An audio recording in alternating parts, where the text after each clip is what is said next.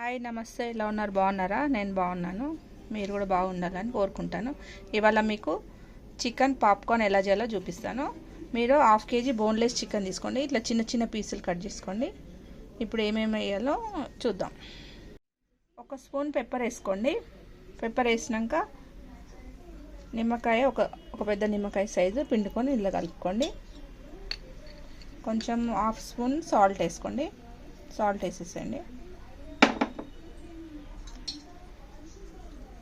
అల్లం వెల్లిగడ్డ paste 1 spoon వేసుకోండి.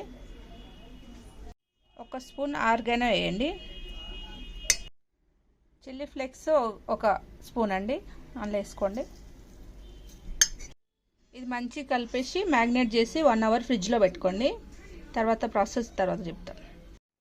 ఇలా డ్రై మైదా పౌడర్ తీసుకోండి. దాంట్లో ఈ చికెన్ ఉంది కదండి, ఈ చికెన్ది దీంట్లో డిప్ చేసి వేయండి. అందులో ఒక్కొక్కటి వేసుకోండి. డీప్ ఫ్రై చేయాలి. చికెన్ పకోడా, సారీ అండి, చికెన్ పకోడా కాదు, చికెన్ పాప్కార్న్.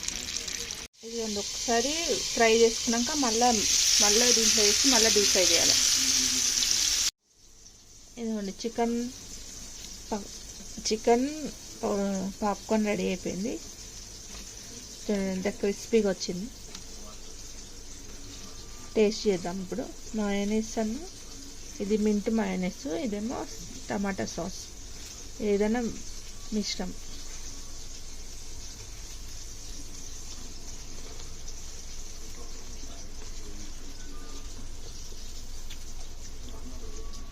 చాలా బాగా వచ్చిందండి, సూపర్గా.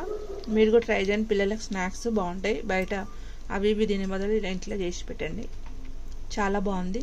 మీకు నచ్చినట్టయితే లైక్ చేయండి, షేర్ చేయండి, సబ్స్క్రైబ్ చేయండి. Bye, thank you.